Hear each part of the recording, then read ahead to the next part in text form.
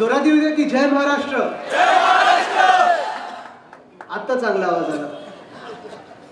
मी जास्ती वेळ घेणार नाही कारण इथे आपण विद्यार्थी खूप वेळ बसलेला आहात आणि मी स्वतःला विद्यार्थी म्हणून बघतो तर मला जाणीव आहे तिथे बसून कसं वाटतं की ते काय चाललंय आणि आपण तिथे बिचारे बसलो.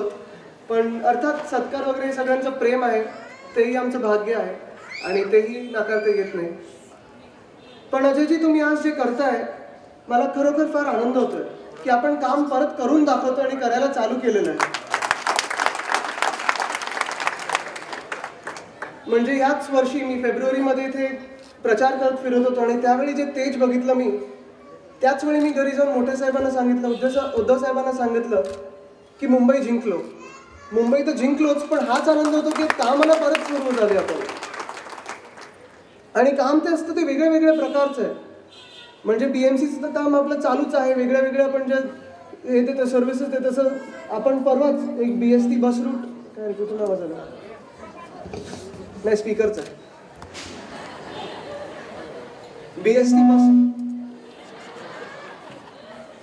BSTचा एवढा दबदबा होता मला माहित नव्हतं.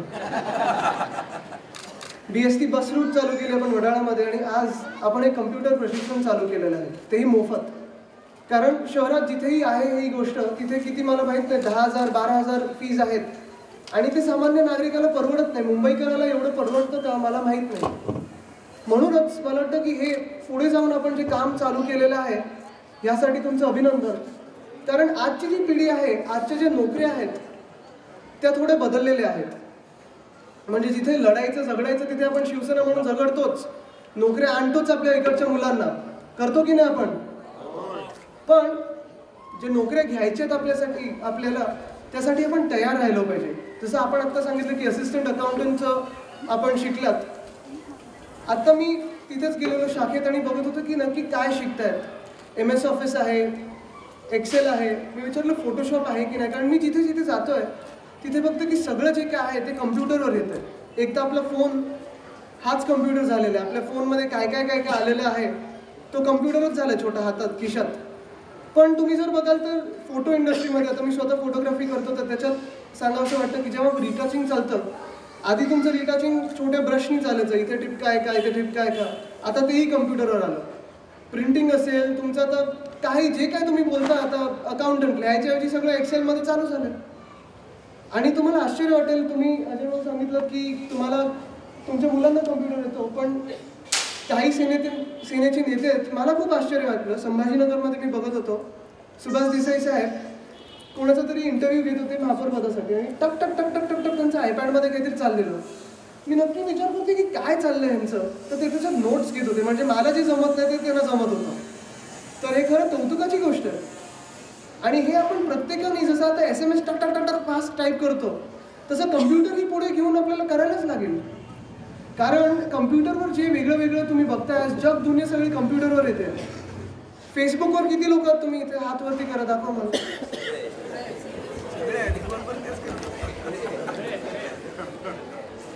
आणि फेसबुकवर दिवसातून किती वेळा जाता? 10-15 वेळा. कॉलेजमध्ये किती वेळ असतात?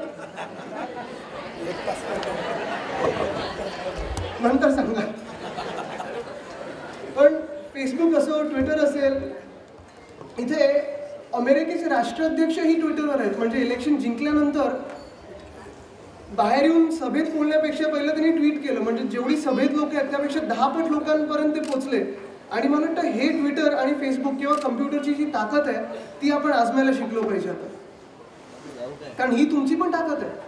आज मी पण जेव्हा फेसबुक वापरतो तर घरी जाऊन मी पण फेसबुकवर टाकणारच की मी आपल्याशी समोर भेटलो, आनंद झाला. पण हे 38,000 लोक आता मला फॉलो करतात फेसबुकवर. म्हणजे ही छोटी जाहीर सभा झालीच ना. काही जे काय काम करता तुम्ही टाकलं की तेवढ्या लोकांना कळतं की इथे कम्प्युटर क्लासेस चालतात, इथे ही बस जाते, हे काम चालू होतं. आणि म्हणून तुम्ही सगळ्यांनी हे जे काही माध्यम आहेत त्यांच्यात हात घालून तुम्ही ह्याच्यात पुढे गेलं पाहिजे.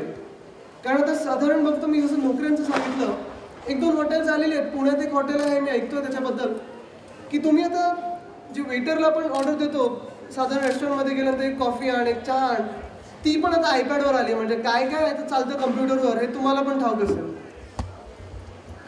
पण ह्याच सोबत कम्प्युटर आता आपल्याही जवळ यायला लागले. तुम्ही जसं सांगितलं की माणुसकी कम्प्युटरमध्ये किती आहे, एक तर रोबो तर आहेतच, पण कम्प्युटर आपल्या जवळ किती आला आहे हे तुम्हाला माहिती आहे. कारण वेगळ्या वेगळ्या भाषा आता कम्प्युटरमध्ये यायला लागल्या. तुम्ही जसं फोनमध्ये देवनागरीमध्ये टाईप करू शकता हिंदी मराठी, तसं कम्प्युटरमध्येही येतं. आणि मला वाटतं तेही शिकवणं गरजेचं आहे की मराठीत कसं टाईप करायचं कम्प्युटरवर हेही शिकवणं गरजेचं आहे. आणि ते जर चालू झालं तर मी पहिला येईन, कारण मी मराठीत कम्प्युटरवर टाईप करताना थोडं घाबरतो खरं म्हणजे. कसं आहे की काना मात्र आपण लिहिताना चुकले तर खोडून परत लिहू शकतो, पण कम्प्युटरमध्ये तो ए इथे असतो, बी इथे असतो. उदाहरण द्यायचं म्हणजे आता एक भारताचे फुटबॉल प्लेअर आहेत भाईचुंग भुतिया. आता त्यांच्या नावात काही चूक झाली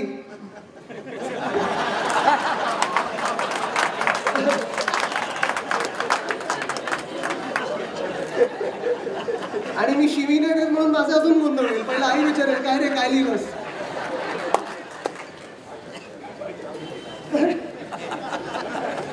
हे गोंधळ कसे सांभाळून घ्यायचे हे बघणं गरजेचं आहे. आणि खरंच तुमचं सर्वांचं अभिनंदन करतो मी, कारण तुम्ही आता पहिली पायरी ओलांडली आहात, जिनेवर पुढे चालत चालला आहात. आणि तसंच तुम्ही जे शिकला आहात ते स्वतःसाठी न ठेवता हे वाढवता कसं येईल, तुमच्या मित्रांना कसं शिकवता येईल, तुमच्या मित्रांना कसं ह्या प्रशिक्षण केंद्रावर आणता येईल हेही तुम्ही लक्षात घेतलं पाहिजे.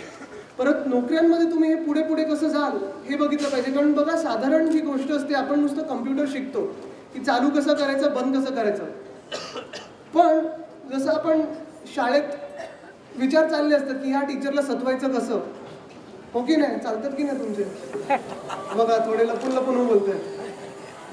हे विचार तुम्ही कम्प्युटरला कसं सतवायचं हे जर चालू केलं डोक्यात घेणं, तर त्याच्यात रिसर्चही तुमचा चालू होईल की हे प्रोग्रॅमिंग कसं करायचं, नवीन रिसर्च कुठचं करू शकतो का आपण. कारण साधारण बाहेरच्या देशांमध्ये बघितलं, अमेरिकेत बघितलं, तुम्ही कुठच्याही जगात बघितलं तर कॉलेजमध्ये हा रिसर्च होतो, कॉलेजमधूनही कम्प्युटर तयार होतात. म्हणजे जो माणूस कॉलेजमध्ये फेल झालेला बिल गेट्स त्यांनी कम्प्युटर बनवला. म्हणजे मी सांगत नाही फेल व्हा वगैरे काही मी बोलत नाही, पण वेगळं कसं करायचं. आता मी ऐकतो हिंदुस्थानमध्ये आपण आकाश कपिल सिब्बल सांगतात आकाश म्हणून एक टॅबलेट PC येणार आहे. तुम्हाला कोणाला ऐकू आलंय का ते आकाशबद्दल? आकाशातच येते, अजून जमिनीवर कधी पाय ठेवणार आहेत मला काही माहित नाही. पण हा रिसर्च तुम्ही तुमच्या माध्यमातून कसं पुढे न्याल हे तुम्ही बघितलं पाहिजे. रिसर्चर तर मी खूप मोठी गोष्ट बोलतोय, पण चाळे जे चालतात आपले त्याच्यातून नवीन चांगलं काही होऊ शकतं का हे बघितलं पाहिजे. आणि अजय भाऊ तुम्हाला धन्यवाद सांगतानाच, पूर्ण विभागाला धन्यवाद सांगताना अजून एक सूचना नाही पण मी मागणी हक्काची नक्कीच करीन, आणि ते मी स्वतः युवासेनेतून पण आपण सगळीकडे चालू करू की वेगळ्या वेगळ्या भाषा, जसं तुम्ही कम्प्युटर शिकवताय तसं वेगळ्या वेगळ्या भाषा ही प्रत्येकाला आल्या पाहिजे. म्हणजे मला आठवतं की मी थोडं फ्रेंच शिकलोय. आपल्याला आजूबाजूच्या भाषा येतातच देशातले, म्हणजे कोणाला सहसा गुजराती हिंदी तर बोलता येतच, इंग्रजी थोडं येतं.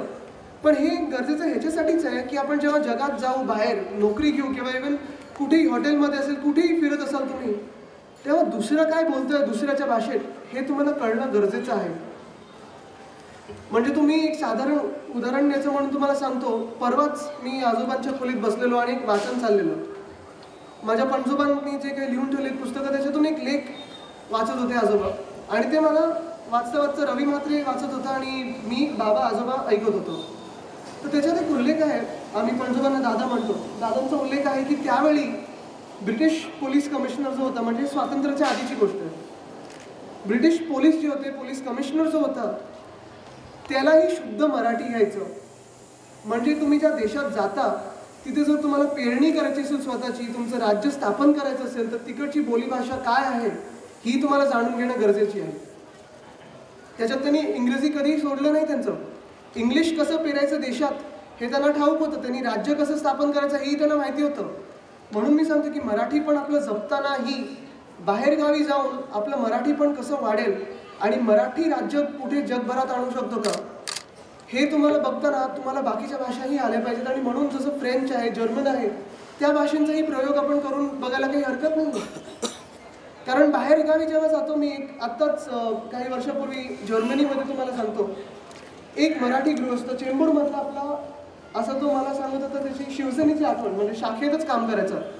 तो गेला तिथे, कुठचीही भाषा त्याला येत नाही, इंग्लिश नव्हतं येत ना, तो कधी शाळेत गेलेला काही नाही, पण जर्मनीत गेला काहीतरी उद्योग करायचा म्हणून. तो माणूस आज तिथे टूर आणि ट्रॅव्हल याचं साम्राज्य थाटून बसलेला आहे. का तर त्याला मराठी येतच, पण त्याच्यासोबत जर्मनी शिकला आणि जर्मन लोकांना तर त्यांनी नोकऱ्यावर लावले ते, आणि इथून जे मराठी टूर जातात त्यांना अप्रतिम देश दाखवतो. आणि वाढायचंच आपलं मराठी पण ठेवून, जसं कम्प्युटरचं मी सांगितलं की कम्प्युटर वेगळ्या वेगळ्या भाषेत आहेत, त्या सगळ्या भाषांवर आपण एकत्र एकदा पकड घेतली की आपल्याला कोणी हलवू नाही शकत या जगात, हे लक्षात ठेवा. आणि म्हणून मी सर्वांना शुभेच्छा देतोच, पण तुमचं जे शिकण्याचं पुढे एक चाळे असतील, चळवळ असेल, जी आग आहे पोटात तीच जारी ठेवा, हीच आपल्याकडे विनंती. सगळ्यांना दिवाळीच्या शुभेच्छा घेऊन आपली रजा घेतो. जय हिंद, जय महाराष्ट्र, वंदे मातरम.